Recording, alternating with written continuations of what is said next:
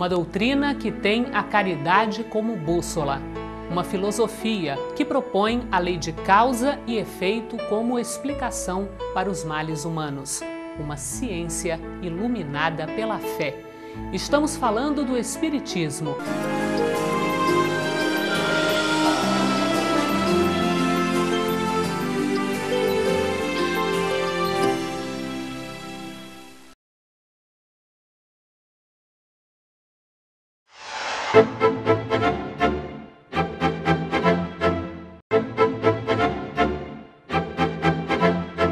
Seja muito bem-vindo ao programa Transição, a visão espírita para um novo tempo. Hoje nós vamos falar sobre um tema que gera muita curiosidade: sonho. Objeto de estudo para a psicologia e campo fértil para a imaginação popular, que costuma associar os sonhos a símbolos diversos: cobra, aranha, dente. Vamos entender um pouco mais do assunto. Para começar, perguntamos aos nossos especialistas como interpretar os sonhos e qual a sua relação com a atividade espiritual.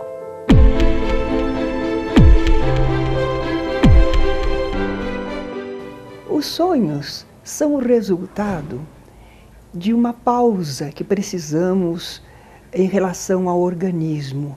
Nós, espíritos, não precisamos de descanso, mas o corpo não suporta a atividade do espírito incessantemente.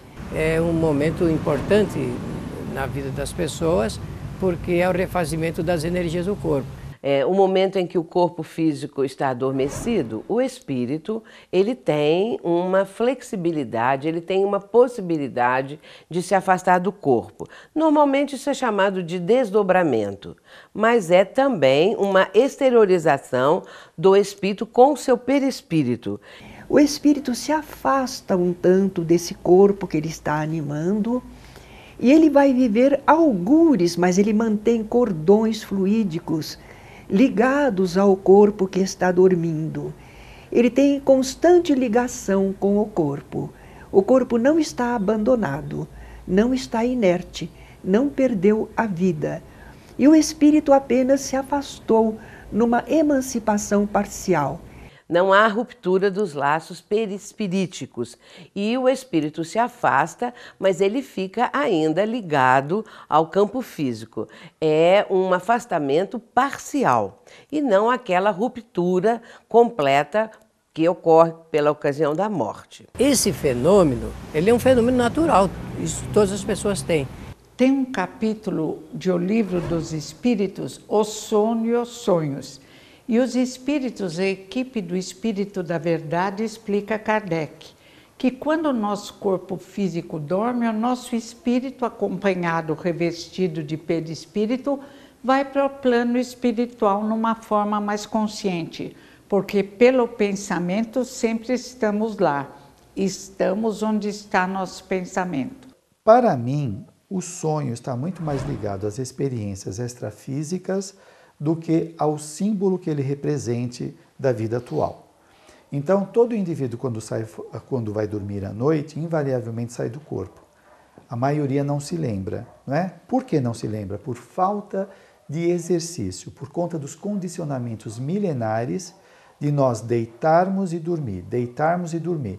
E o espírito, ele se afastando, ele se desloca para os lugares do seu interesse. Se ela tem preferência por vícios, por determinado tipo de vida desregrada, é claro que ela vai achar, no momento do sono físico, a possibilidade de expansão, de ir a lugares que às vezes, nem sempre, durante a vida física cotidiana, ela consegue ir. Passamos 8 horas dormindo em média por dia. Um ser que morresse com 60 anos, teria passado 20 dormindo. Seria uma ignorância da natureza de 60 anos, 1/3, 20, a gente ficar sem fazer nada. Como você tem uma série de aprendizados durante o seu dia e durante a sua vida, quando você dorme, as suas defesas psicológicas elas baixam. Quando você está dormindo, você vai sonhar com coisas, com conteúdos inconscientes seus, que se você entrasse em contato com eles de maneira exatamente como eles são, você acordaria num pesadelo. Então, para você não acordar e ao mesmo tempo entrar em contato com o aprendizado que você precisa ter, e aí eu fiz o link com o aprendizado espiritual, né? você sonha para não acordar. E aí você aprende sem acordar. Se nós pegarmos o conteúdo espiritual dos sonhos, nós vamos encontrar que também é possível que durante o sono, que aí nós já falamos em desdobramento do sono, outras pessoas, num outro plano, e possamos trocar.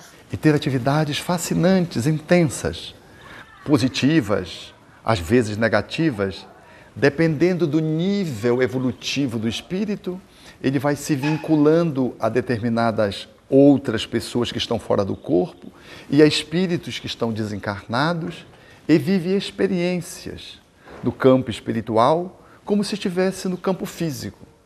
É recreio, portanto, como diz Allan Kardec, que o espírito desfruta junto de espíritos familiares, de espíritos queridos ou junto de desafetos, espíritos perseguidores, que isso tudo também pode acontecer. Temos para mais de 7 tipos de abordagens que podem ser feitas em torno dos sonhos. Desde aquele em que você está próximo do corpo e você sonha com o que está acontecendo com o corpo. Por exemplo, uma goteira caindo em cima de você, o ar-condicionado muito frio, você sonha que está na neve. Quando acorda, é uma goteira. Isso aconteceu comigo. Estava pingando em cima de mim e eu sonhando que eu estava na neve. Eu nunca fui na neve. E quando eu acordei, sentindo gelo, e eu estava no ar-condicionado, com a goteira em cima de mim, eu estava completamente com frio. Um sentimento, portanto, que o espírito registra do impacto daquilo que está acontecendo com o corpo. Mas há sonhos onde ela está fora do corpo e fica lembrando o que ela estava preocupada antes de dormir, ou com aquilo que ela fez ou que vai fazer. Então, conversando sobre assalto, ela sonha sendo assaltada. Um concurso que ela vai fazer no dia seguinte, sonha que chegou atrasada, se ela é uma pessoa pessimista, ou se ela é uma pessoa muito otimista, ela sonha que passa fazendo uma prova só. Ela acha aquilo meio absurdo. Aquilo está no campo dos sonhos, das ideações do seu cotidiano. Eles são muito interessantes para que a gente possa avaliar como é que a gente funciona. Ele serve como mecanismo de autoapreensão, autoconhecimento. De outras vezes, o sonho me remete a vivências no mundo espiritual, onde eu encontro entes queridos.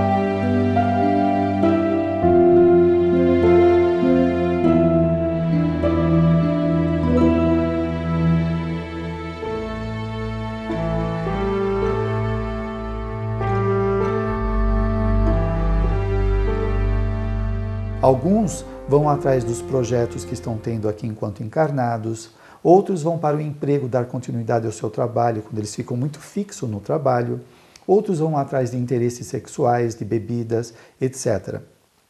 Como outros tantos vão participar de cursos extrafísicos, de universidades, eles vão participar de assistência espiritual, vão socorrer recém-desencarnados ou pessoas que estão sofrendo. E quando o indivíduo volta para o corpo, depois dessa experiência, como o cérebro ele não comporta a multiplicidade das experiências extrafísicas, ele faz uma redução e transforma tudo em símbolo. Mas por que às vezes o sonho parece uma loucura? Kardec diz que temos uma vida, mas que quando vamos acordar, não gravamos suficientemente no cérebro do corpo físico.